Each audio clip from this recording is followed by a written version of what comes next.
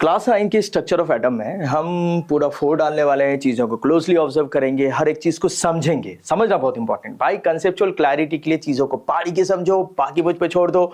How to form the question, what type of question it may have, और उसके कैसे आपको पॉइंट वाइज आंसर देना है, ये सब यहाँ पर ऑटोमेटिकली हो जाएगा। ठीक है, तो बस चीज़ों को जैसे मैं समझा रहा हूँ, है ना, B2A लेवल पे, बेसिक से एडवांस लेवल पे, आप वो सब सारी चीज़ों को समझिए और फिर बताइए कि चैप्टर कितना ईजी और, है ना, डिफिकल्ट है बेस्ड ऑन दोज एनालिसिस। आप कुछ चीजों को बैठ के एनालाइज करो। लेकिन अगेन मैं एक चीज रिपीट कर रहा हूँ, हर लेक्चर से पहले बोलता हूँ, प्लीज सिट, है ना, stay handy with your pen and pencil and notebook, proper note बनाओ।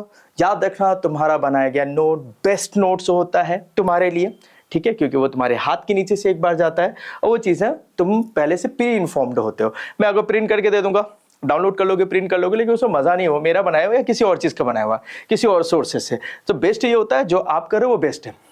चलो, मुद्दे से भटकते बिना हम टॉपिक में पढ़ेंगे। टॉपिक में सबसे पहले एटम। ठीक है, देखो बेटा, ज्यादा डिटेल में नहीं पढ़ेंगे। पूछो क्यों? क्योंकि फर्स्ट और second chapter is matter around us pure matter in our surrounding, इन सब में आपने मैटर को बहुत अच्छे से पढ़ के रखा है। तो फिलहाल हम स्ट्रक्चर ऑफ एटम, मतलब पहले एटम के बारे में थोड़ा सा और फिर इसके डिटेल्स में जाने लगेंगे इन सब्सिक्वेंट लेक्चर्स में। चलो, सबसे पहले इंट्रोडक्शन में क्या बोलने वाले सर? बेटा क्या है एटम, है ना। अगर मैं डाल्टन्स की बात करूं, क्या बोला था डाल्टन्स ने? इसने कहा था कि ये, है ना, इट इज द, क्या बोला था उसने? It is the smallest independent particle, ठीक है, हाँ, of a matter which take participate in a chemical reaction. बस ये चीज बोला। ये बातें उसने बोल के गया कि मतलब ये इससे छोटा नहीं हो सकता। ये बातें बहुत इंपॉर्टेंट, डाल्टन किस टाइम में ये बातें कही जा चुकी थी, ठीक है। लेकिन 18, ठीक है, आप समझ लो 1800 से लेकर 1900, मतलब 19th सेंचुरी तक इस चीज का डिटेल्ड स्टडी होने लगा। क्या सच में इससे और फर्दर डिवीजन नहीं हो सकते? तो पाया गया कि इसके भी कुछ ऑर्गन्स हैं, सब एटॉमिक पार्टिकल, मतलब एटम के पार्टिकल, है ना। और आज हम इस चैप्टर में इन्हीं लोगों से मिलेंगे और एक एक से बात करेंगे और फिर उनका हर एक चीज का पूछेंगे। उनका डेट ऑफ बर्थ क्या है, कि मरते तो है नहीं ये, है ना, मरते तो है नहीं, ठीक है। उनका डेट ऑफ बर्थ क्या है, मतलब उनको कब डिस्कवर किया गया, जन्म तो पहले हो चुका होगा, हम उनके बारे में जब से जाने जब से उनका, है ना, केक कट करेंगे, ठीक है। डेट ऑफ बर्थ और वो कैसे ढूंढे गए, है ना, ये अमेजिंग वर्ल्ड में जो खो चुके थे, ठीक है, या लोग उन्हें नहीं जानते थे। तो ये सारी चीजें, तो कौन कौन से पार्टिकल्स हैं बेटा? वाइडली तुम लोग तो बोल भी रहोगे, इलेक्ट्रॉन, प्रोटॉन, न्यूट्रॉन। लग रहा है ना, एक ही परिवार के 3 बदमाश बच्चे, इलेक्ट्रॉन, प्रोटॉन और न्यूट्रॉन। एग्जैक्टली ये एक परिवार है, ये एक परिवार है, मैं तुमको बताऊं। चलो, ये एक परिवार है। कैसे? Proton is just like dad, जो हमेशा पॉजिटिव रहते हो, कुछ भी हो जाएगा, अरे बेटा तुम कर सकते हो, तुम कर सकते हो, हमेशा एकदम पॉजिटिव। उनको पॉजिटिव रहना पड़ता है अपने फैमिली हेड रिस्पॉन्सिबिलिटी की वजह से।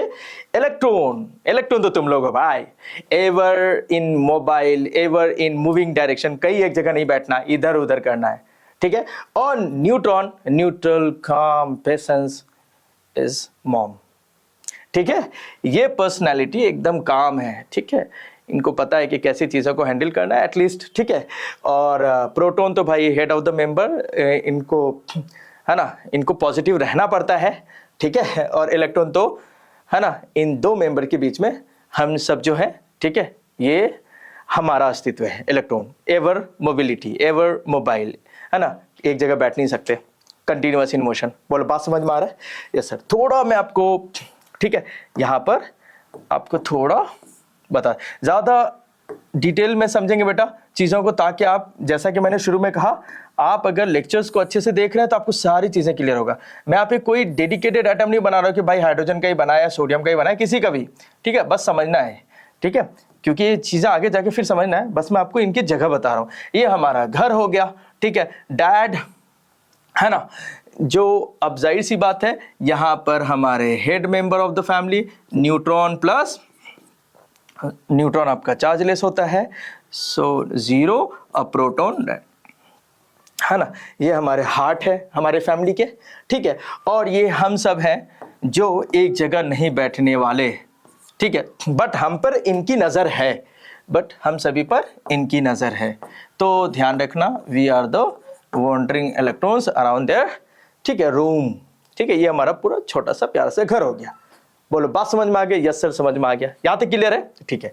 तो आज हम तो 19वीं सेंचुरी तक ये बात से समझ में आ गया कि नहीं, पार्टिकल के एटम के सब एटॉमिक पार्टिकल्स हैं, तो इनको डिटेल में पढ़ने वाले हैं, सारी चीजें पढ़ेंगे, मॉडल्स वगैरह कैसे है, एवरीथिंग, सारी चीजें पढ़ने वाले हैं। चलो वेल, सबसे पहले चैप्टर में आगे जाने से पहले ये समझ लेते हैं, सिर्फ मोस्ट ऑफ स्टूडेंट का क्वेश्चन रहता है, ठीक है, नॉट है ना 100%, बट ठीक है, कुछ ना सर ये चैप्टर क्यों पढ़ रहे हैं, तो इसके लिए मैं पहले आपको क्लियर कर देता हूँ। दो वजह से क्लियर करेंगे, दो पर्सपेक्टिव से। सर 11th-12th में का क्या यूज होगा?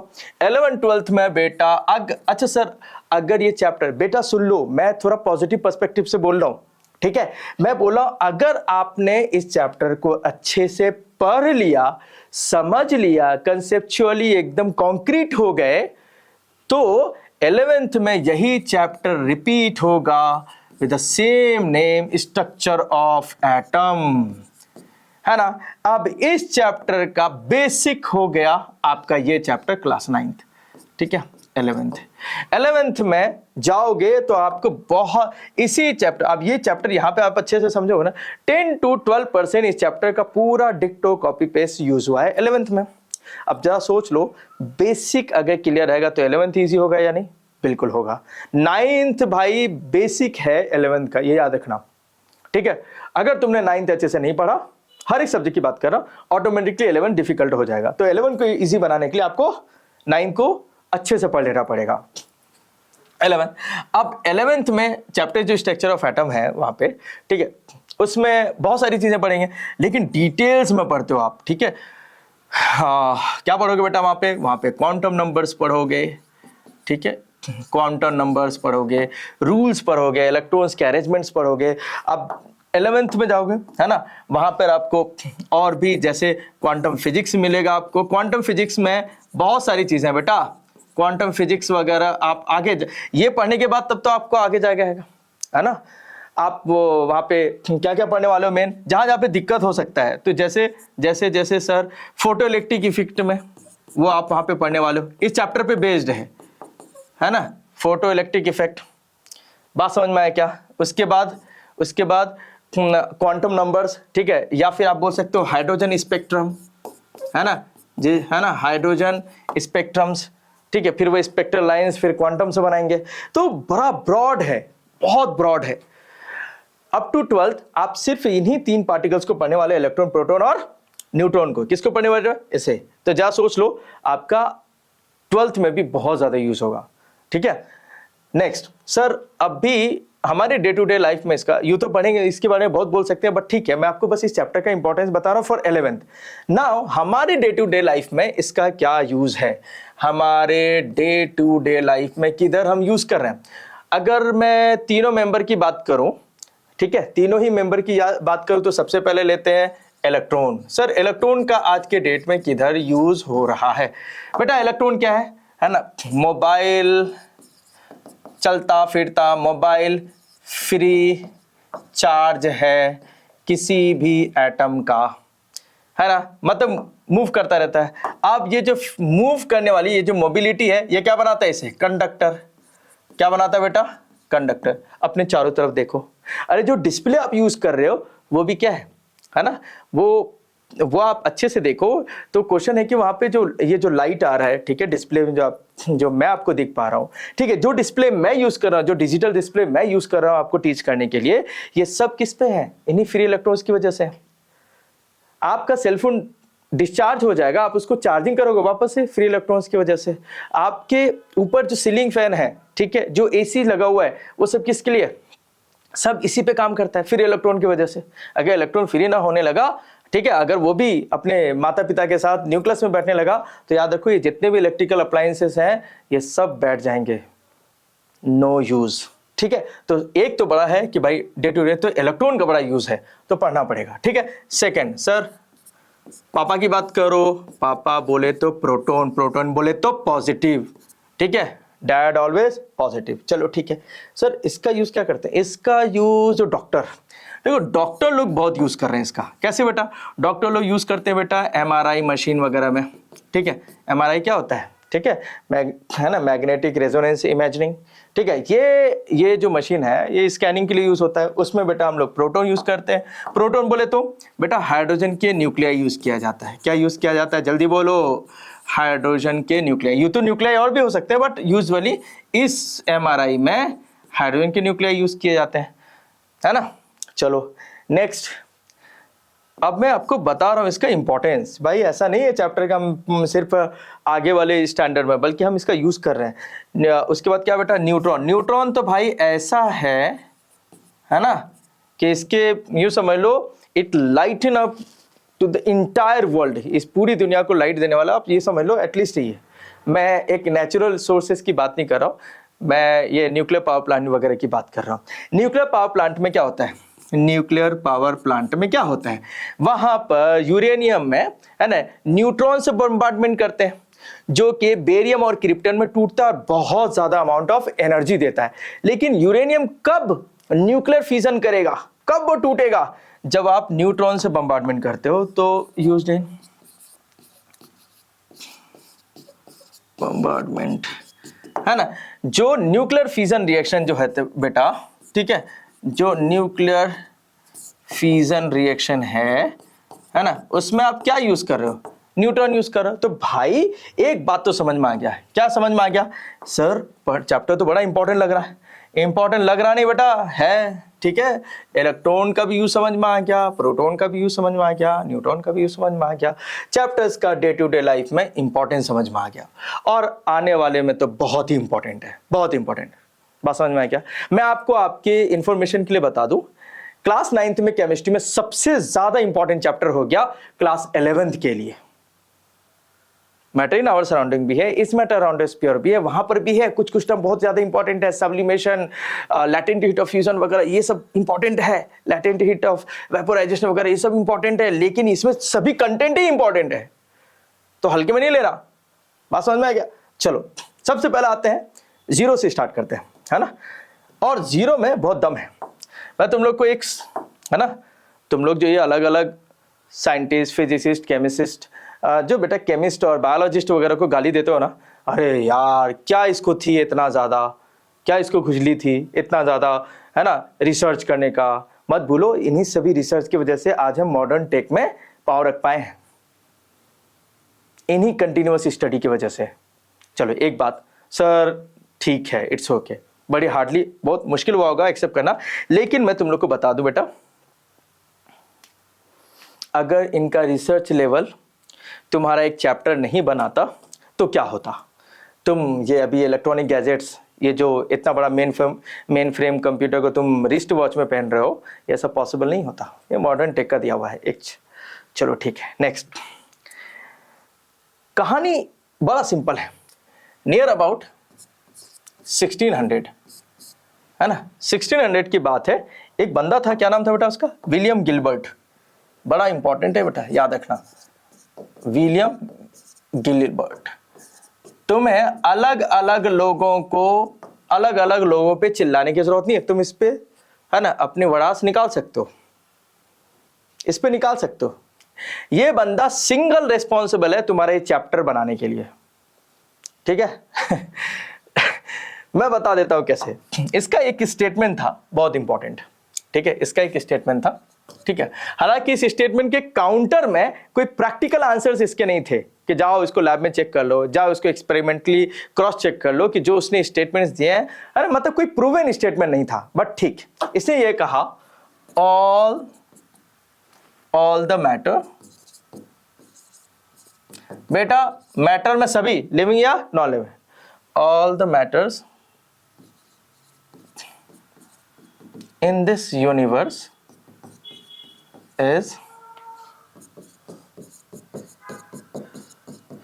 electrically neutral। सबसे पहले तुम में से कितने लोग न्यूट्रल को अच्छे से समझ पाते हैं? क्या न्यूट्रल वही है जो चार्जलेस है? एक्चुअल में ऐसा नहीं है। सबसे पहले इस मिसकंसेप्शन को ठीक करो। चार्जलेस कुछ भी नहीं होता। चार्जलेस का मतलब हो गया चार्जलेस जैसा कुछ भी नहीं होता। सर कैसे बोल रहे हो? बता देता हूं। चार्जलेस का मतलब बेटा नो चार्ज। अरे चार्ज इक्वल होना अलग है और एकदम चार्जलेस होना अलग है। मैं समझाता हूं, मैं इसको समझाता हूं। Matter in our surrounding is matter around us pure. मैं पढ़ते पढ़ते तो इतना तो समझ में आ गया कि इस यूनिवर्स के जितने भी मैटर्स हैं उसका स्मॉलेस्ट पार्टिकल क्या है बेटा? एटम। और एटम में इलेक्ट्रॉन और प्रोटॉन तो है ही है। आप उनके नेचर को नहीं हटा सकते, वो चार्ज नेचर है, उनका चार्ज है पॉजिटिव और नेगेटिव होना। तो अब मेरे अंदर भी देखोगे तो सबसे छोटा पार्ट क्या मिलेगा आपको? आप खुद के अंदर भी देखोगे, यूनिवर्स में किसी भी छोटी माइक्रोस्कोपिक से लेके मैक्रोस्कोपिक तक चीजें देखोगे, सारी चीजें एटम है और एटम में चार्ज पार्टिकल है। अगर हमारा और आपका और किसी भी नॉन लिविंग थिंग्स का स्मॉलेस्ट पार्टिकल एटम है तो एटम में चार्ज होंगे ही होंगे। तो चार्जलेस कुछ होता नहीं है। Nothing is chargeless exist ever exist. ठीक है, तो क्वेश्चन है कि सर न्यूट्रल का मतलब क्या हुआ? न्यूट्रल बिल्कुल अलग है। न्यूट्रल ये बोलता है जितना उस पे पॉजिटिव चार्ज होगा उतना ही उस पे नेगेटिव चार्ज होगा। ये है न्यूट्रल का मीनिंग। दोनों इक्वल होंगे in terms of magnitude. I repeat, in terms of magnitude जितना पॉजिटिव चार्ज होगा उतना ही नेगेटिव चार्ज होगा, तब जाके वो बॉडी न्यूट्रल होगा। बट वो चार्जलेस नहीं है। सो न्यूट्रल इज अलग और चार्जलेस होना ये डिफरेंट है। तो आपको समझ में आ गया होगा। क्लियर? अब इसकी बातों पे आते हैं। गिलबर्ट कहते हैं कि जितना भी मैटर है ना, इस गोले में जितना भी मैटर है या इस यूनिवर्स में, चाहे मैटर आपका लिविंग हो, है ना, प्लांट्स हो, एनिमल्स हो, या मैटर्स नॉन लिविंग हो, कोई बिल्डिंग्स वगैरह हो, बोलो बात समझ में आए? कुछ भी हो, ये सभी के सभी इलेक्ट्रिकली न्यूट्रल हैं। ये बात को उन्होंने थोड़ा अलग तरीके से ब्रीफ किया। बहुत ज्यादा डिटेल आपको इनकी स्टडी में नहीं मिलेगा, बट उन्होंने अलग तरीके से डिटेल किया। उन्होंने कहा कि अगर बॉडी सच में चार्ज वाली होती, न्यूट्रल ना होता और बॉडी अगर चार्ज होता तो ऑफकोर्स एक दूसरे को अट्रैक्ट या रिपेल कर रहे होते। दो ह्यूमन बॉडी एक दूसरे को अट्रैक्ट या रिपेल कर रहे होते। पॉजिटिव नेगेटिव होने की वजह से अट्रैक्ट कर रहे होते, पॉजिटिव होने की वजह से रिपेल, नेगेटिव होने की वजह से रिपेल कर रहे होते। सिमिलरली एक लिविंग नॉन लिविंग, मतलब एक ह्यूमन और एक बिल्डिंग ले लो, एक बेंच या कुछ भी ले लो। बात समझ में है क्या? याद रखना, मैं एक ही एग्जाम्पल, मैं यहाँ पे ग्रेविटी को लेकर नहीं बोल रहा हूँ। बोलो बात समझ में? Yes sir. तो इनका एक है ना, एक ब्रॉड स्पेक्ट्रम अप्रोच था कि देखो अगर ऐसा होता तो ऐसा, लेकिन है ना कोई प्रैक्टिकल है ना इसके क्रॉस आंसर्स नहीं थे। बस ये एक स्पार्क बना के छोड़ दिया, हो गया घमासान, बन गए चैप्टर्स। अब देखो कहानी स्टार्ट। ये कहानी इंपॉर्टेंट है, बताना मेरे को जरूरी था क्योंकि चैप्टर्स में आगे यूज होगा। ठीक है, नेक्स्ट इलेक्ट्रॉन की डिस्कवरी पे आते हैं, है ना। फिर जाके आपको समझ में आएगा कि सर आपने वो जो बोला वो अब समझ में आ रहा है। इलेक्ट्रॉन की डिस्कवरी होता है बेटा इन द ईयर ऑफ, समझ में, 1897 में। बंदे का नाम जिसने इलेक्ट्रॉन के पार्टिकल को डिस्कवर किया, ठीक है ना, जिसने इलेक्ट्रॉन को डिस्कवर किया। याद रखना है, इलेक्ट्रॉन डिस्कवर अलग है, इलेक्ट्रॉन का नाम रखना इलेक्ट्रॉन वो अलग है। तो इलेक्ट्रॉन डिस्कवर किया किसने बेटा? जे थॉमसन, है ना। थॉमसन अंकल ने इनका डिस्कवर किया, जे थॉमसन। ठीक है, थॉमसन ने यूज किया डिस्चार्ज ट्यूब। क्या यूज किया बेटा? डिस्चार्ज ट्यूब यूज किया। ये जो आपको येलो कलर का जो दिख रहा है ना, ये डिस्चार्ज ट्यूब है। ये क्या है बेटा? डिस्चार्ज ट्यूब है, समझ लो। इस डिस्चार्ज ट्यूब की दो बातें बहुत इंपॉर्टेंट है। इस डिस्चार्ज ट्यूब में, है ना, समझ के लो बेटा, डिस्चार्ज ट्यूब यूज किया। हालांकि ये बहुत पहले ही आ चुका था, बताऊंगा आगे जाके। ठीक है, डिस्चार्ज ट्यूब यूज किया। खास बात ये है, दो कंडीशन बड़ा इंपॉर्टेंट है डिस्चार्ज ट्यूब का, है ना। बहुत हाई वोल्टेज यूज किया गया इस डिस्चार्ज ट्यूब के लिए, हाई वोल्टेज यूज किया गया, ठीक है। बहुत यहाँ पे वोल्टेज सोर्स दे देता हूं मैं, पॉजिटिव नेगेटिव, बहुत हाई वोल्टेज यूज किया गया इसमें, ठीक है।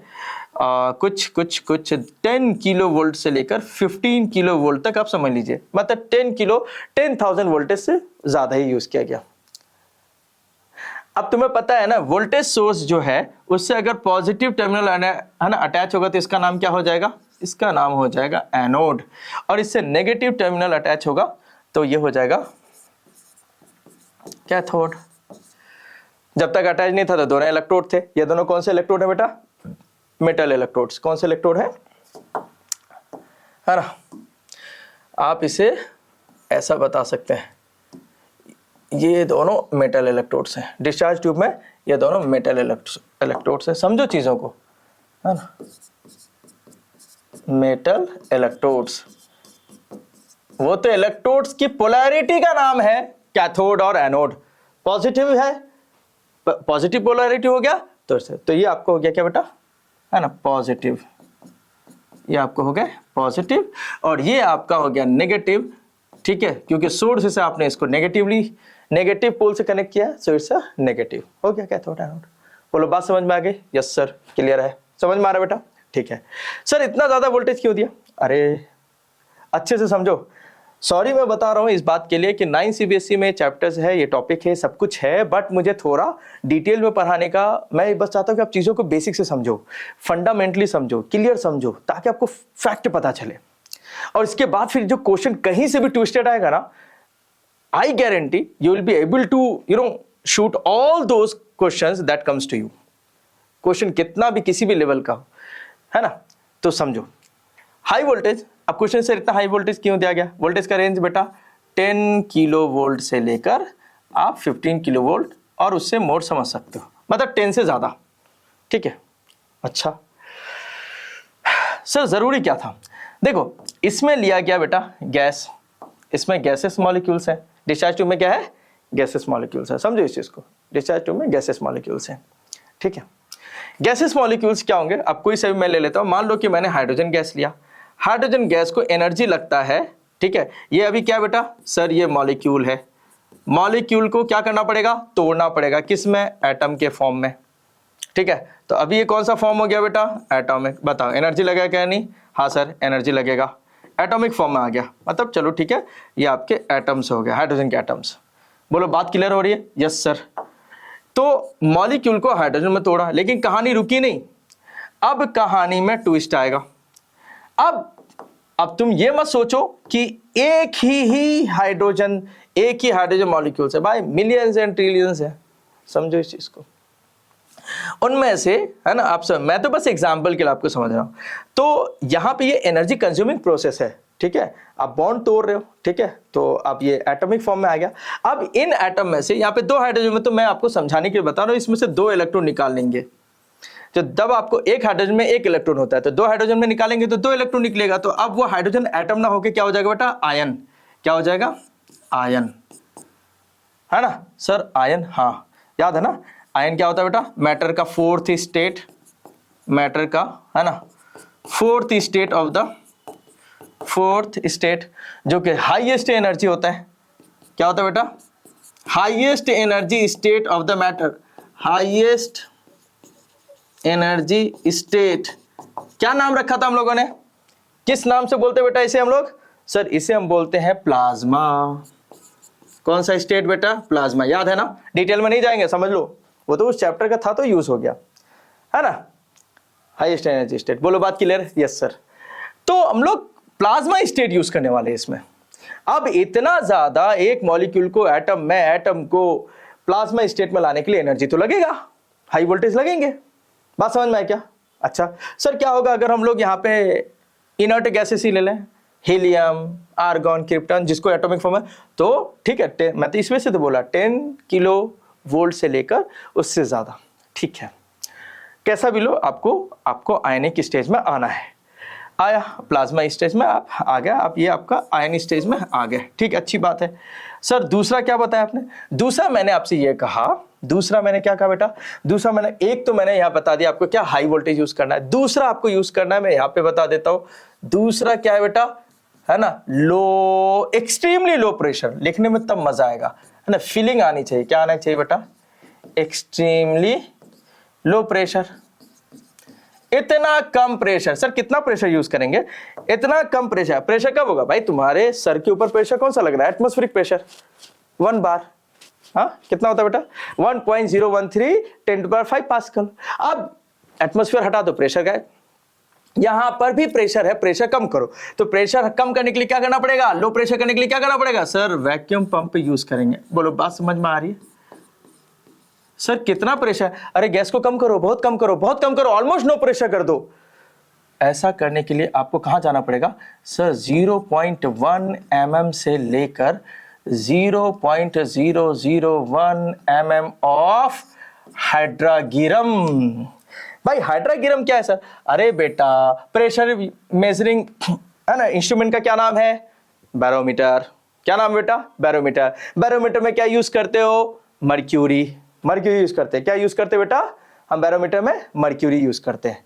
ठीक है, एक मिनट, हेलो, ठीक है, बैरोमीटर में हम क्या यूज करते हैं बेटा, मर्क्यूरी यूज करते हैं, क्लियर, मर्क्यूरी यूज करते हैं। अब इस वजह से अब यूजुअली 70 mm लेते हैं हम लोग, 70 mm, एक्सक्यूज में, ठीक है, यहां तक तो हम आ गए थे, है ना, ठीक है। चलो वेल क्या होता है, हाँ एक्सट्रीमली लो प्रेशर, क्यों भाई इतना कम प्रेशर, इस वजह से क्या गया, सभी को पता है गैसेस की काइनेटिक एनर्जी ज्यादा होता है, प्लाज्मा की तो और भी ज्यादा। अब दो पार्टिकल आपस में टकराएंगे, कोलिजन होगा, तो इनकी काइनेटिक एनर्जी का नुकसान होगा। थॉमसन ने यही किया था, उसने प्रेशर कम नहीं किए थे पहले, पता वैक्यूम पंप लगाया नहीं था, उसने बस हाई वोल्टेज यूज किया जा रहा है, 5, 7, 8, 9, 10 तक गया, 10 किलो वोल्ट तक यूज किया, लेकिन उसको कुछ वैसा ऑब्जर्व नहीं हुआ। जब उसने प्रेशर कम करना स्टार्ट किया यूजिंग वैक्यूम पंप, तब उसे समझ में आया कि अरे कुछ स्ट्रीम्स लाइन से निकल रही हैं कुछ, है ना, थोड़ा लाइट ग्रीन लेते हैं, ठीक है, यहां से वो निकल रहे हैं और इस तरफ आ रहे हैं। बोलो बात समझ में आई, यस सर, है ना, चलो ठीक है। वेल मैं तो गैप बना के लिख रहा हूं ताकि थोड़ा आपको समझ में आए, क्लियर, वरना ये बहुत डेंस होता है, ठीक है। But all the particles moving in a straight line, यहां पर से एक राज खुलने वाला है। ये जो मूविंग पार्टिकल हैं वो कहां से निकल रहे हैं, सर कैथोड से निकल रहे हैं। किधर जा रहे हैं, एनोड की तरफ। चूंकि कैथोड से निकल रहे हैं, all of the particles are emerging from the cathode, इस वजह से इन्हें कहा गया कैथोड रे, कैथोड रे। अब ये कैथोड रे को अच्छे से समझो, इसे रे नहीं कहा जाना चाहिए। मैं आपको समझाता हूं कि रे क्यों कहा जाता है। अगर एक पार्टिकल निकल गया होता और उसके पीछे कोई दूसरा पार्टिकल होता ही नहीं, तो बस इसे आप क्या बोलते हैं, कैथोड पार्टिकल। लेकिन एक के पीछे एक, back to back, without maintaining a gap, कोई गैप नहीं है, एकदम कंटिन्यूअस, इतने से लाइन में मिलियन पार्टिकल्स, तो आपको क्या दिखेगा, एक रे दिखेगा या नहीं। तो ये सब जो पार्टिकल्स हैं, ये एक एक पार्टिकल्स, दीज, है ना, ये क्या है, इलेक्ट्रॉन्स हैं। सर इलेक्ट्रॉन्स मतलब इन्हें आप इलेक्ट्रॉन्स थॉमसन के हिसाब से नहीं बोलोगे, इन्हें तो थॉमसन के हिसाब से क्या बोलोगे, नेगेटिवली चार्ज पार्टिकल। क्यों, अरे क्योंकि नेगेटिव नेगेटिव रिपेल, नेगेटिव, है ना, कैथोड जो नेगेटिव है, नेगेटिव प्लेट से दूर जा रहा है, तो नेगेटिव नेगेटिव रिपेल, किसकी तरफ जा रहा है, पॉजिटिव की तरफ। तो बताओ इस पार्टिकल का नेचर कैसा होगा, नेगेटिव होगा। तो ये इससे थॉमसन ने क्या बोला, नेगेटिवली चार्ज पार्टिकल डिस्कवर हो गया, पार्टी। बात समझ में आएगा, यही पार्टिकल कंटिन्यूअस निकल रहे हैं, बना दिया कैथोड रे। बोलो बात समझ में आई, यस सर समझ में आ गया, क्लियर है ना बेटा, समझ में आ रहा है, यस सर। अब कहानी में आता है ट्विस्ट, प्रॉपर्टीज। अरे बेटा हमने कैथोड रे को डिस्कवर कर लिया, अब इसकी प्रॉपर्टीज पढ़ते हैं। प्रॉपर्टीज पढ़ने से पहले दो बातें तुम्हें बताता हूं। कैथोड रे या नेगेटिवली चार्ज पार्टिकल का डिस्कवर का पार्टिकल डिस्कवर किया, इस बात का क्रेडिट मिलता है जे थॉमसन को। बट इस नेगेटिवली चार्ज पार्टिकल का नाम इलेक्ट्रॉन रखा जाएगा, या इसका नाम इलेक्ट्रॉन है। यह बात किसने कहा? स्टोनी ने। मतलब स्टोनी वॉज द पर्सन जिसने, जैसे बोलते हैं मेरा बच्चा हुआ उसका नाम मैं रखूंगा, स्टोनी ने इलेक्ट्रॉन नाम दिया था। तो बात है ना, डिटेल में नहीं जाएंगे, फिर इसमें कहानी बन जाएगा। ठीक है, आपको टू द टॉपिक रहना। मतलब हमने कैथोड रे डिस्कवर कर लिया, अब पढ़ना है प्रॉपर्टीज। बहुत अच्छे से समझो, मजा आने वाला है, गारंटी बता रहा हूं। अगर आपने इसको बहुत अच्छे से देखो, मेरे को पता है 1.5 में देख रहे होगे, ठीक है, अच्छे से समझने के लिए 1.5 में देखो। ओके, 2 करोगे तो कुछ चीजें स्किप हो जाएगा या नहीं समझेगा। ठीक है, यहाँ तो पेरेंट्स से ज्यादा बच्चे बिजी हैं, उनके पास टाइम बहुत कम है भाई, है ना। और उनको तो नोट्स भी रेडीमेड चाहिए। क्लियर? समझो इधर, मैं ये कह रहा हूँ बेटा, हमारे टाइम पे माइंड मैप वगैरह नहीं होता था, है ना, माइंड मैप वगैरह इतना ज़्यादा, है ना, या फ्लैश कार्ड वगैरह। अब तो तुम लोग को सब चीज़ें रेडीमेड चाहिए होता है। बट ठीक है, लेकिन एटलीस्ट कंसेप्ट तो रेडीमेड नहीं आएगा, वो तो आपको सीखना ही पड़ेगा, समझना ही पड़ेगा, अप्लाई खुद से ही करना पड़ेगा। There is no shortcut. ठीक है, available in the market. Now come to the point, properties की बात करते हैं। प्रॉपर्टीज में सबसे इंपॉर्टेंट, ये सभी पार्टिकल कैसे हैं? ग्रीनिश अपीयर हो रहे हैं, इस वजह से मैंने ग्रीन कलर कर दिया। ठीक है, कैसे? हाँ, ग्रीनिश स्ट्रेट, है ना, स्टेट पाथ में मूव कर रहे हैं। दे मूव, है ना। ये ग्रीनिश क्या हो गया? इनका अपीयरेंस। ग्रीनिश क्या हो गया बेटा? अपीयरेंस। क्वेश्चन है कि सर इनका अपीयरेंस हमेशा ग्रीन कलर ही रहेगा? बिल्कुल नहीं, डिपेंड करेगा तुमने गैस कौन सा लिया। मैंने हाइड्रोजन लिया, कोई हीलियम लेगा, कोई क्लोरीन लेगा, कोई दूसरे गैस ले सकते हैं। बात समझ आया क्या? कार्बन लिया, ये ऑक्सीजन लिया जा सकता है, तो अलग अलग गैसेस लिए जा सकते हैं अपीयरेंस में ग्रीनिश इन कलर। अब क्वेश्चन ये है कि ये स्टेट पाथ में मूव कर रहे हैं, लेकिन ये बात का कैसे चेक किया जाए कि वो स्टेट पाथ में मूव करता है? तो वो उस चीज को समझो। प्रॉपर्टीज पढ़ने के लिए कैथोड रे के इस डिस्चार्ज ट्यूब के अंदर कुछ हमें बदमाशियां करना पड़ेगा। सबसे इंपॉर्टेंट, यहां पर एक हम यहां पे रख देते हैं एक व्हील। वो बचपन में देखते हो ऐसा, जो कार्डबोर्ड का बनाकर तेज हवा के सामने रख देते हैं और वो रोटेट करता रहता है। कुछ वैसा ही हम यहां पे रख दे रहे हैं इधर। ठीक है, इधर हमने बना के रख दिया। ठीक है, इधर हमने बना के रख दिया। अब जरा सोचिए, बिल्कुल ऐसा हो गया, किसी रे के सामने एक ओपेक ऑब्जेक्ट को रख देना तो इसके पीछे इसका शैडो बनेगा। एग्जैक्टली स्टेट पाथ इसलिए बोल रहे हैं क्योंकि इट कास्ट, कौन? Cathode ray cast sharp shadow. Sharp shadow का मतलब हो गया, अभी जो आप लाइट के नीचे हाथ रखो, नीचे जो शैडो बन रहा है वो शार्प नहीं बन रहा है, ब्लर बन रहा है। खास के बाउंड्री में देखोगे तो ब्लर बन रहा है। ठीक है, लेकिन शार्प का मतलब एकदम डिक्टो, जहां तक बाउंड्री एग्जैक्ट वहीं से दिखा है। इससे क्या पता चलेगा? Particles are moving in a straight path. All the cathode ray particles moving in the straight path, that is the important. और ये कैसे पता चलेगा? जाहिर सी बात है, कहानी में और दूसरा प्रॉपर्टी समझो। जब इसे रखा गया कि देखते हैं भाई nature of shadow cast formation कैसा है, तो जादू ये देखने को मिला कि इसे रखने के बाद इसे ये रोटेट करने लगा। कौन? कैथोड रे, fast moving cathode particle, electrons इसे मूव करने लगे बिल्कुल तेज हवा की तरह। तो इससे क्या पता चला कि इसके पास क्या है? मैकेनिकल एनर्जी है ना। It consist energy. कैसे पता चलेगा? है ना, रोटेट्स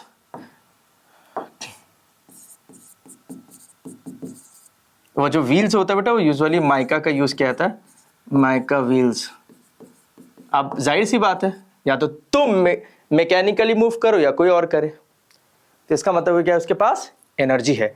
बट चूंकि बहुत इंपॉर्टेंट है बेटा, बहुत अच्छे से समझो, चूंकि वो एनर्जी रखता है, एनर्जी कौन सा होगा, अरे कोई भी पार्टिकल जो मोशन में रहता है उसमें कौन सा एनर्जी होता है सर, काइनेटिक एनर्जी होता है।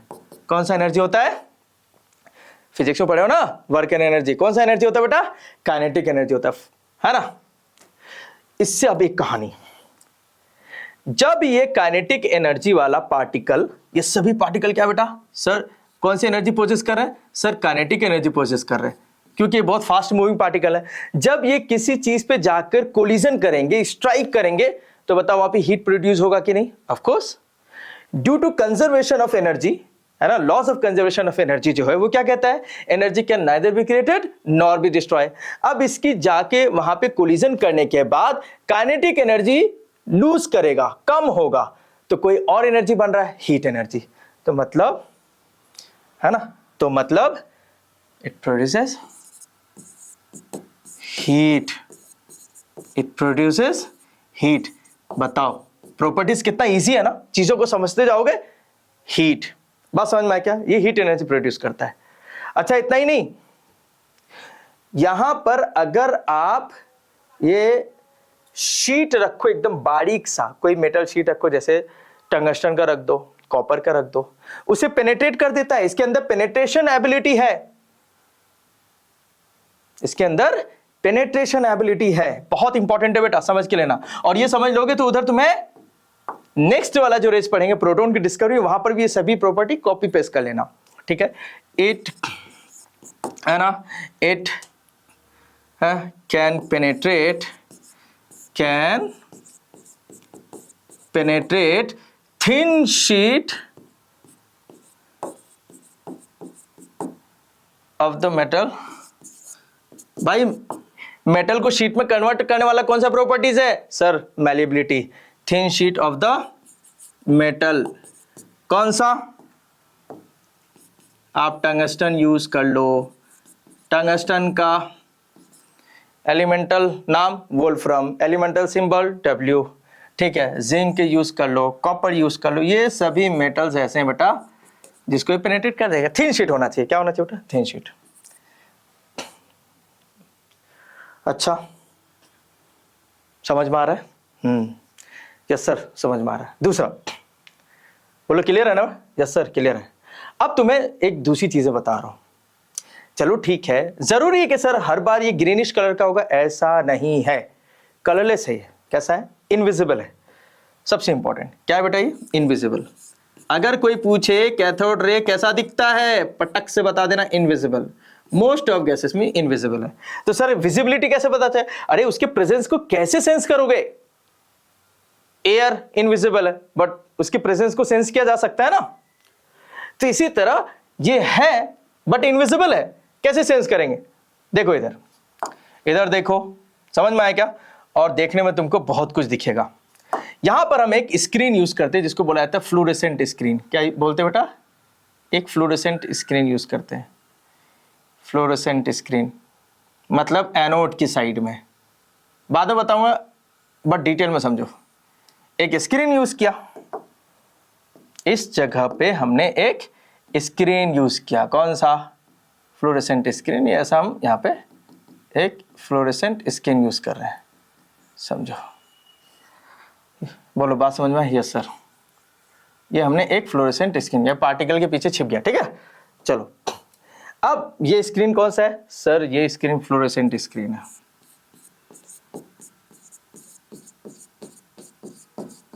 फ्लोरेसेंट स्क्रीन सर नहीं समझ में आ रहा, फ्लोरेसेंट बेटा, फ्लोरेसेंट स्क्रीन मतलब वही हो गया जिस पे लाइट पड़ता है तो ग्लो करता है। वो देखा ना तुमने रोड पर या किसी ट्रीज, जो रोड के बीच में ट्री होता है एक्सीडेंट को अवॉइड करने के लिए, जब कार की लाइट उस पर पड़ती है या बाइक की लाइट उसमें पड़ रही होती है तो ग्लो करता है। तो वहां पे तो रेडियम के प्लेट से लगाए जाते हैं, बट ठीक है, यहाँ पर फ्लोरेसेंट स्क्रीन बोले तो वो जिंक सल्फाइड का होता है यूजुअली, और भी बहुत सारे जिंक सल्फाइड। इस पे इनविजिबल पार्टिकल आया, जैसे मैं एक एग्जांपल कर देता हूं।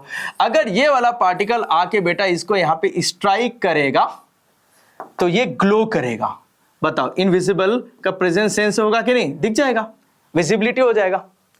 तो फ्लोरेसेंट स्क्रीन सिर्फ यूज किया जा रहा है। अब क्वेश्चन है कि सर ये फ्लोरेसेंट स्क्रीन यहाँ पे, ऐसा नहीं है, कहीं पर भी लगा दो ग्लो इधर ही मिलेगा। ये कंफर्म करता है कि ये पार्टिकल नेगेटिव है। पता है क्यों? कैसे? अरे इधर लगाया फ्लोरेसेंट स्क्रीन, ग्लो मिला ही नहीं, क्योंकि नेगेटिव नेगेटिव से वो दूर जा रहा था, पास थोड़ी ना आएगा। ऐसे पार्टिकल नहीं आएगा। किस तरफ जाएगा? नेगेटिव से दूर। किसकी तरफ? पॉजिटिव की तरफ। तो फ्लोरेसेंट स्क्रीन यूज किया गया है ना, इसकी विजिबिलिटी के लिए।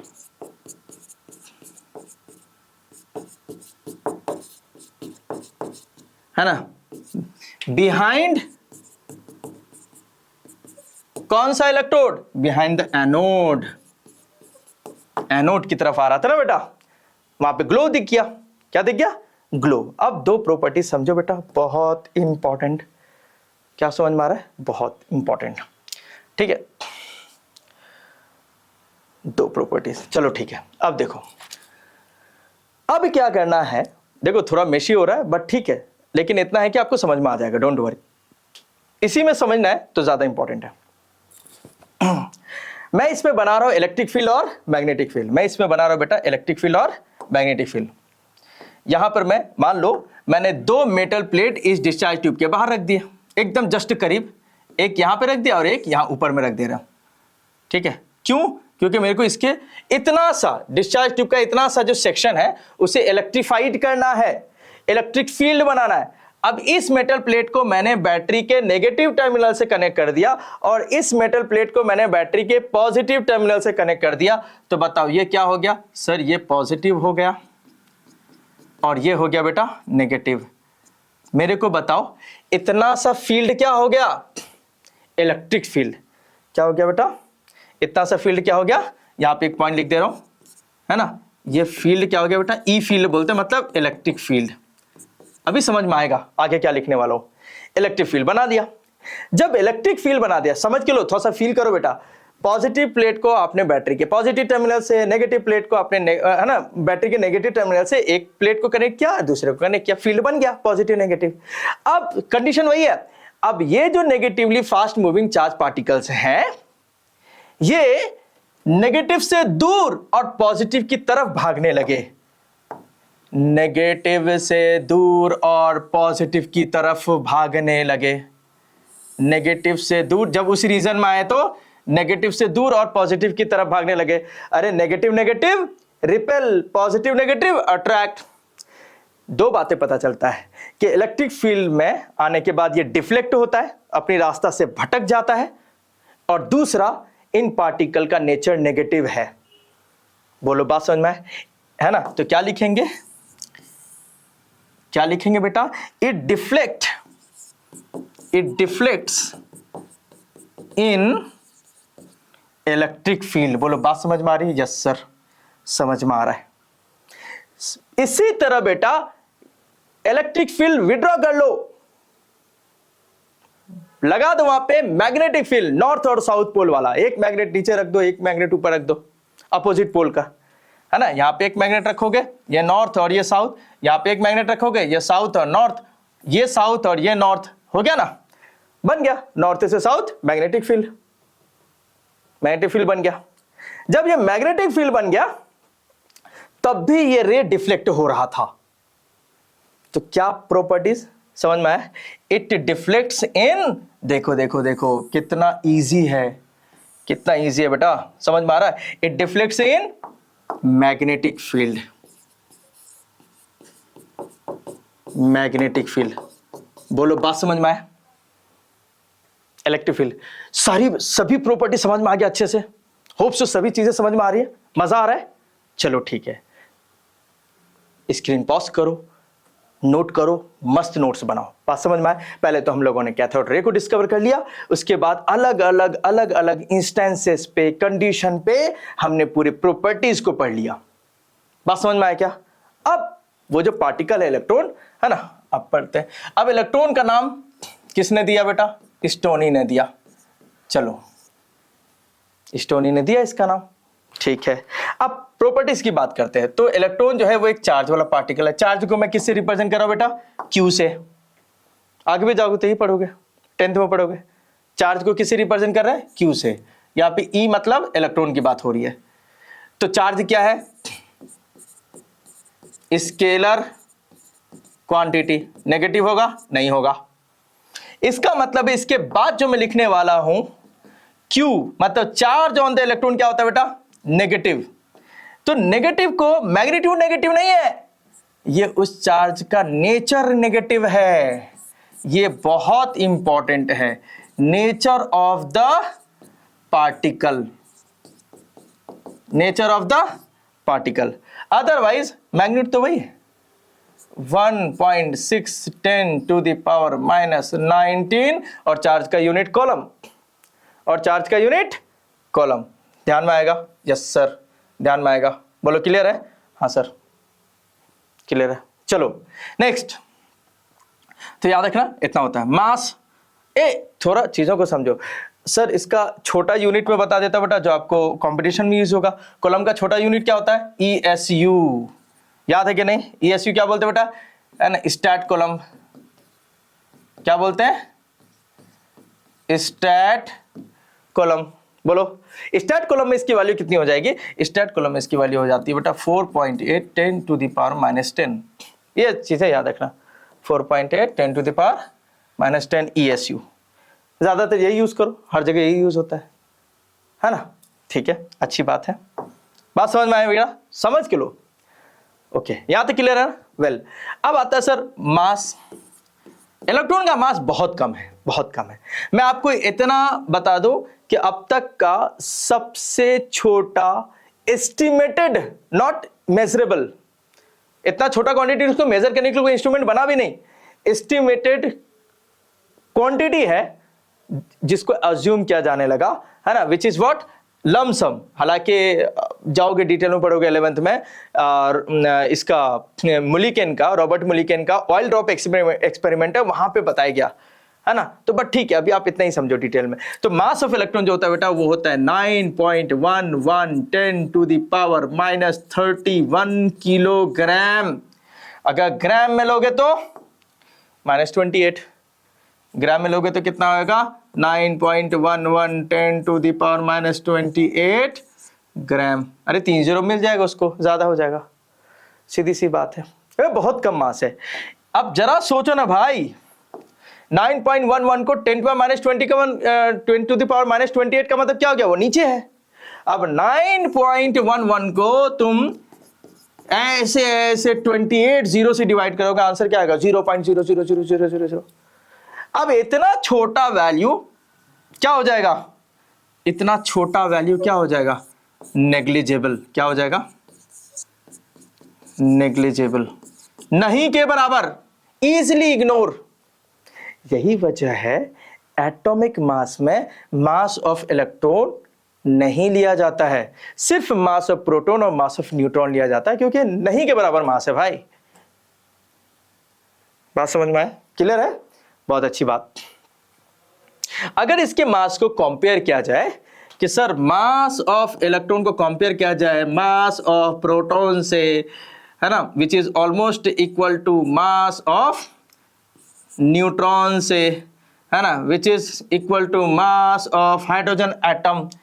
हाइड्रोजन एटम मतलब प्रोटियम, हाइड्रोजन एटम मतलब प्रोटियम ओनली से कंपेयर किया जाए तो कितना हो जाएगा? सभी के मास को 1837 से डिवाइड कर दो। सर ये नहीं समझा, 1837 लो बेटा या 1838 लो। किसी किसी टेक्स्ट बुक में 37 लेते हैं, किसी किसी जगह कुछ रेफरेंस में 38 भी दिखा, 37 भी दिखा, कोई बात नहीं। सर मतलब नहीं समझा, मैं समझाता हूं बेटा, आप एक एक करके देखो तो समझ में आएगा। मतलब अगर मैं इतने में देखूं, सब में वही अप्लाई करना है। तो अगर मैं पूछूं कि बेटा मास ऑफ इलेक्ट्रॉन ये मास ऑफ प्रोटॉन कितना है, तो आप कह दो 1837 times of mass of electron. Mass of electron इतना है। अगर इस क्वांटिटी को 1838 से मल्टीप्लाई किया तो तुमको क्या मिलेगा? मास ऑफ प्रोटॉन। बात समझ में आई? Yes sir. सिमिलरली ठीक है, सिमिलरली मैं इसको अलग अलग से ना लिखा, अब फिर से अगर आपसे कोई पूछ दे मास ऑफ न्यूट्रॉन कितना है बेटा, तो वो भी क्या हो जाएगा? 1837। तो मैं सभी के नीचे पहले लिख देता हूं, क्या लिख देता हूं? सभी के नीचे, क्योंकि सभी के मास ऑलमोस्ट है ना, सेम है, ये भी आपका हो जाएगा मास 1838। अगर कोई आपसे पूछेगा हाइड्रोजन का प्रोटियम का मास कितना होता है तो आप बोल दो 1838 times of mass of electron. अगर आपसे कोई मास ऑफ न्यूट्रॉन पूछ लेता है तो आप क्या करने वाले हो, 1838 times of mass of electron. बोलो बात क्लियर आई, समझ में क्लियर है बेटा? चलो अच्छी बात है, इलेक्ट्रॉन का डिस्कवर हो गया। वेल अब आते हैं बेटा प्रोटॉन के डिस्कवर में, है ना। लेक्चर थोड़ा सा डिटेल में है, हो सकता है, बट आपके लिए प्रोडक्टिव होने वाला है, ठीक है। प्रोटॉन, प्रोटॉन देखो बेटा बहुत इंपॉर्टेंट है। क्या बोला मैंने? बहुत इंपॉर्टेंट है। प्रोटॉन की जो डिस्कवरी है ना, इसका क्रेडिट जाता है बेटा गोल्डस्टीन को। इसका क्रेडिट किसे जाता है? गोल्डस्टीन को। थोड़ा अच्छे से समझना, गोल्डस्टीन को। अब इसकी कहानी में थोड़ा तुमको ट्विस्ट मिलने वाला है, ठीक है। इसकी कहानी में थोड़ा जो है, ये जो है ये समझना 1886 में किया। आप बोलोगे सर मतलब पहले प्रोटॉन डिस्कवर हुआ? नहीं, इलेक्ट्रॉन ही डिस्कवर हुआ पहले 1897 में। 1897 में थॉमसन ने इलेक्ट्रॉन डिस्कवर किया, लेकिन 1886 में गोल्डस्टीन ने, है ना, डिस्कवर किया। मैंने ये नहीं बोला प्रोटॉन। डिस्चार्ज ट्यूब तो बहुत पहले ही 1866 में ही, है ना, और उसके बाद ही गोल्डस्टीन ने, तो डिस्चार्ज ट्यूब सबसे पहले गोल्डस्टीन का डिस्कवर था, बट उसने इस एटॉमिक लेवल पे स्टडी नहीं किया था। वो तो थॉमसन था जिसने डिस्चार्ज ट्यूब को यूज करके, गोल्डस्टीन के डिस्चार्ज ट्यूब को यूज करके 1897 में इलेक्ट्रॉन डिस्कवर किया। जब इलेक्ट्रॉन डिस्कवर हो गया तो गोल्डस्टीन को पता चला, तो ये दो बात जानता था कि इलेक्ट्रॉन नेगेटिवली चार्ज पार्टिकल है, और दूसरा वो ये बात जानता था जो शुरू में मैंने आपको बताया था, गिलबर्ट की बात, कि सभी पार्टिकल्स क्या है, सभी एटम्स क्या है, इलेक्ट्रिकली न्यूट्रल। तो वहां पे क्या बताया था मैंने बेटा, कि जब इलेक्ट्रॉन डिस्कवर हो गया तो कोई तो होगा जो उसको न्यूट्रल करेगा। तब जाके गोल्डस्टीन को लगा कोई तो होगा जो इलेक्ट्रॉन को न्यूट्रल कर रहा है, चलो ढूंढते हैं। यहां से वो डिस्कवरी स्टार्ट हुआ। तो 1886 ये प्रोटॉन की डिस्कवरी डेट नहीं है, ईयर्स नहीं है, ये समझो। समझ में आया क्या? हाँ, तो 1887, लेकिन प्रोटॉन का नाम किसने रखा था बेटा? रदरफोर्ड ने रखा था। डिस्कवर कोई और कर रहा है, नाम कोई और रख रहा है, क्या चल रहा है सर? रदरफोर्ड बहुत अच्छा आदमी है भाई, इसी चैप्टर में पढ़ेंगे कंप्लीट, टेंशन मत लो, है ना। अल्फा पार्टिकल स्कैटरिंग एक्सपेरिमेंट बड़ा डिटेल में समझेंगे। सेम अरेंजमेंट है, मैं कुछ भी नहीं बताऊंगा, ये बहुत इजी में खत्म हो जाएगा। उसमें जितना टाइम लगा उसका, है ना, उसका यूं समझ लो 1/10 टाइम लगेगा पढ़ने में, बड़ा इजी है। सारा चीज वैसे ही है, वही वोल्टेज, वही pressure, every condition same except one. ये नेगेटिव है तो ये आपका कैथोड हो गया, ये पॉजिटिव है तो ये आपका एनोड हो गया। बस यहां पर कैथोड जो है बेटा, इसमें छोटे छोटे होल्स बने हैं, इन्हें क्या कहा गया? कैनॉल। कैनॉल ही कहते हैं ना, या फिर आप इसे क्या बोलोगे? परफोरेटेड। क्या कहोगे बेटा? परफोरेटेड। परफोरेटेड कैथोड यूज किया गया। बाकी सारी कंडीशन सेम है, बाकी सारी कंडीशन बेटा सेम है। परफोरेटेड कैथोड यूज किया गया, बाकी ये वही वैक्यूम पंप है। अब देखो यहां पे क्या हुआ, इसको एक लाइट रेड, मैं बनाता हूं थोड़ा तुम लोगों के लिए क्या क्या करना पड़ता है ना। एक लाइट इसने देखा, जब वोल्टेज बढ़ा, सेम कंडीशन में लो प्रेशर हाई वोल्टेज पे देखा, इसने देखा, अच्छा सर क्या हुआ होगा मैं बताता हूं बेटा, इसे समझो। इसने यहां पे एनोड है तो ये पॉजिटिव हो गया, सारा कंडीशन सेम है। इसने देखा, क्या देखा, कि यहां से कुछ लाइट रेड कलर का, है ना, ये रे नहीं था समझो, ये तो है, लेकिन यहां पे उसको कुछ लाइट रेड कलर के, है ना, ग्लो दिख रहे थे। मतलब लाइट रेड कलर का ग्लो दिख रहा था, किसे? गोल्डस्टीन को। किसे दिख रहा था बेटा? गोल्डस्टीन को। समझो ना यार, समझ के पढ़ने में मजा ही कुछ और है, नहीं? रेड कलर का स्ट्रीम दिख रहा था। कहां से निकल रहा है सर? एनोड से निकल रहा है। किधर जा रहा है सर? कैथोड से। निकल कहां से रहा है? एनोड से। तो क्या नाम देंगे बेटा? एनोड रे। चूंकि ये कैनॉल से पास कर रहा है तो इसी रे को कहा गया कैनॉल रेज। कोई दिक्कत नहीं है। एनोड रे बोलो, कैनोल रेज बोलो, दोनों ही सेम। कैसा कलर का था बेटा? Reddish, reddish colour. अपीयरेंस कैसा था? यहाँ पे मिला था उसके ये अपीयरेंस, ठीक है। इस कैनॉल से पास कर रहे थे बस। चूंकि पॉजिटिव से दूर जा रहा है, नेगेटिव की तरफ आ रहा है, तो बताओ पार्टिकल का बिहेवियर पॉजिटिवली चार्ज्ड पार्टिकल। बाकी सारा डिक्टो कॉपी पेस्ट कर देना, तुम्हें 9th लेवल पे वही करना है। बोलो बात समझ में आई? यस सर, सब चीज वही करना है, कुछ भी चेंजेस नहीं करना है, बस डायरेक्शन बदल देना। कैथोड रे चलता है कैथोड से एनोड, एनोड रे चलता है एनोड से कैथोड। बात समझ में आया क्या? यस सर, समझ में आ गया। ठीक है, सब प्रॉपर्टीज सब लिखो, सारा प्रॉपर्टीज कॉपी कर दो। सेम एज, है ना, मैं एक वर्ड ऐड कर देता ऑलमोस्ट, ठीक है, बाकी तुम सारा लिख दो, कॉपी करो, कोई दिक्कत नहीं। Same as cathode ray property, cathode rays, सिर्फ डायरेक्शन बदल देना, सिर्फ डायरेक्शन बदल देना। क्या सर? कैथोड रे जो चलता है बेटा आपका कैथोड से एनोड की तरफ, और ये अपना एनोड रे जो चलता है, मतलब कैनोल रे जो चलता है, वो आपका कहां से चलता है बेटा? ये आपको एनोड से कैथोड की तरफ चलता है। ध्यान रहे, इसे कैनोल रेज भी करते हैं क्योंकि कैथोड जो है परफोरेटेड होता है। बोलो बात क्लियर आई समझ में? ये बातें समझो यार। बताओ, हो गया, डिस्कवरी भी हो गया, हमने एनोड रे को डिस्कवर भी कर लिया, प्रॉपर्टीज भी हो गया। बोलो बात समझ में आया? Yes sir. Next characteristics. अब जो पार्टिकल डिस्कवर हुआ, कौन सा पार्टिकल था सर? Positively charge particle. क्या नाम है सर? प्रोटॉन नाम है। क्या नाम है बेटा? प्रोटॉन नाम है, पार्टिकल का नाम प्रोटॉन। डिस्कवर हो गया। अब ये प्रोटॉन का नाम किसने दिया बेटा? रदरफोर्ड ने दिया। नाम किसने दिया? नाम देने वाले पप्पा रदरफोर्ड, अर्नेस्ट रदरफोर्ड पूरा नाम है, बट आगे हम लोग डिटेल में पढ़ेंगे इसका। अब ये भी चार्ज पार्टिकल है ना। चार्ज प्रोटॉन पे कितना होता है बेटा? सर चार्ज तो वही होगा, इक्वल इन मैग्नीट्यूड। तो चार्ज ऑन द प्रोटॉन जो होता है बेटा वो पॉजिटिव होता है। फिर से बता दूं कि पॉजिटिव क्या है बेटा? नेचर ऑफ द पार्टिकल है, nature of the moving particle. But charge कितना है? उतना ही है, 1.6 10 to the power -19 coulomb. Hydrogen जैसा एटम ले लो, उसमें एक प्रोटॉन एक इलेक्ट्रॉन होता है, एक प्रोटॉन एक इलेक्ट्रॉन होता है। मेरे को बताओ, एक प्रोटॉन रहेगा एक इलेक्ट्रॉन रहेगा, एक प्रोटॉन रहेगा एक इलेक्ट्रॉन रहेगा, तभी तो हाइड्रोजन न्यूट्रल होगा। इसी तरह सभी एटम के साथ कहानी है, उसमें जितने प्रोटॉन होंगे उतना ही इलेक्ट्रॉन होगा, और मैग्नीट्यूड तभी इक्वल हो ही गया। सिंपल, नेचर अपोजिट है, इस वजह से they behave as a neutral, है ना, इलेक्ट्रिकली न्यूट्रल स्पीसीज। ठीक है, बोलो बात समझ में? Yes sir. Nature of the particle. Sir mass की बात करें? हाँ बेटा, मास की बात कर लो।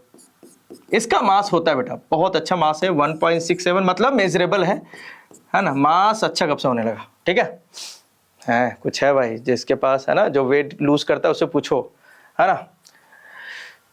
वेल मतलब अनकंडीशनली लूज कर रहा हो तो जाहिर सी बात है उसके लिए टेंशन है कि भाई वेट गेन करेगा। ठीक है, फिलहाल यहाँ पे समझो मास ऑफ प्रोटॉन कितना होता है बेटा? 1.61 10 टू द पावर -24 ग्राम। क्या बोला मैंने? ग्राम।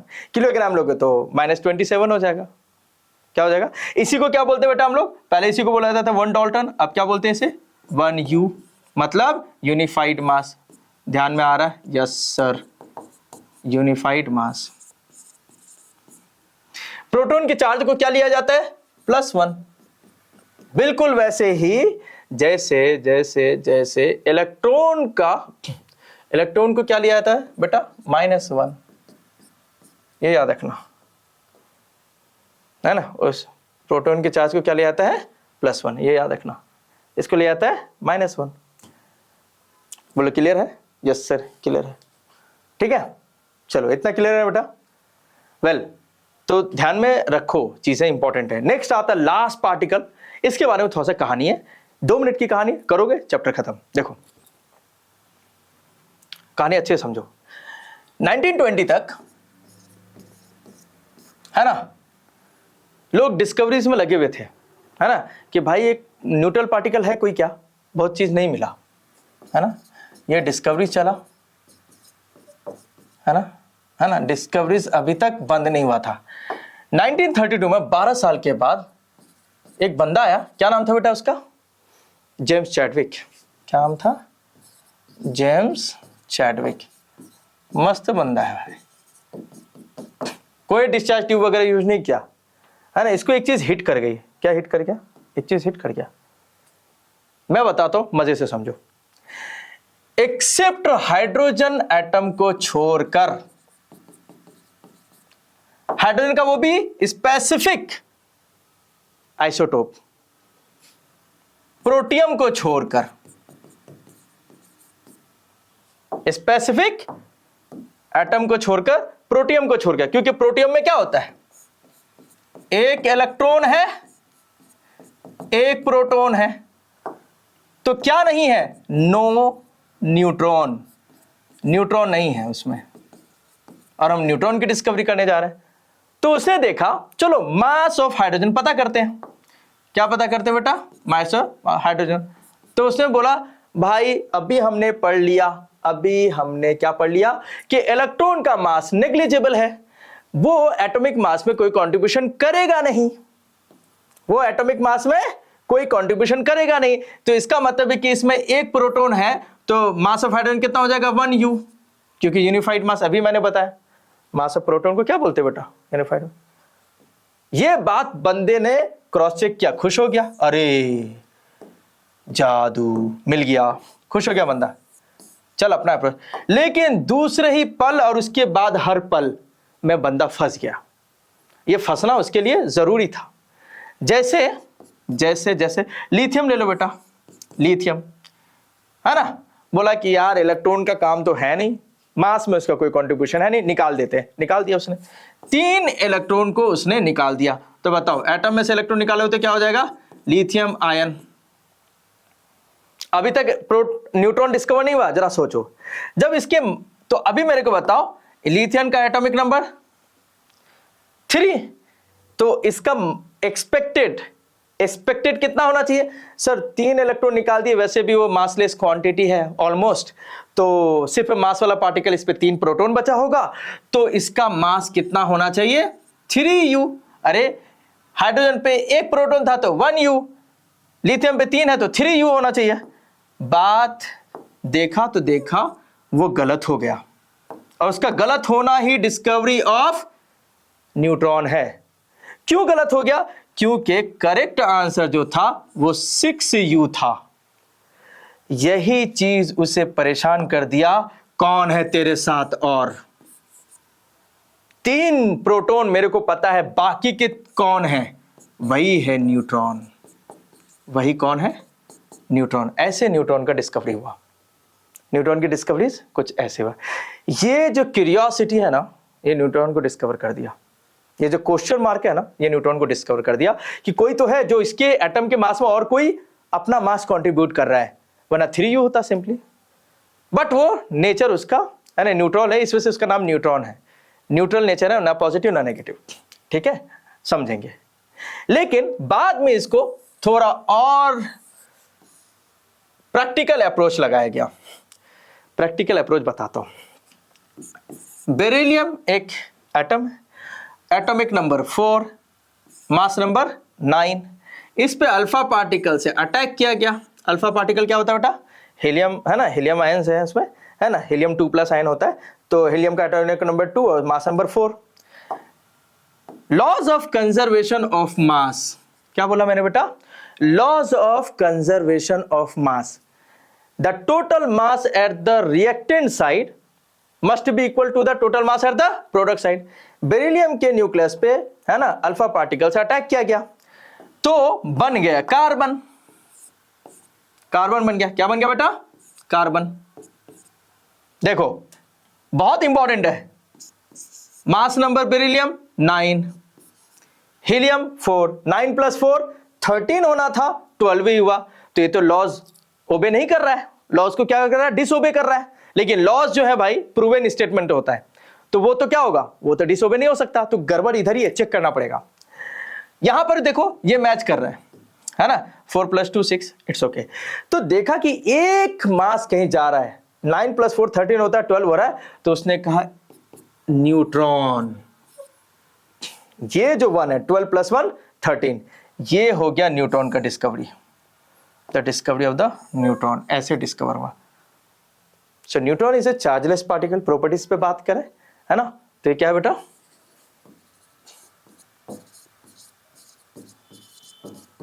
चार्जलेस पार्टिकल है न्यूट्रॉन, कोई चार्ज नहीं है, न्यूट्रल है, ना पॉजिटिव ना नेगेटिव, बट मासलेस मत बोल देना, मासलेस इलेक्ट्रॉन होता है, चार्जलेस पार्टिकल है कौन, न्यूट्रॉन।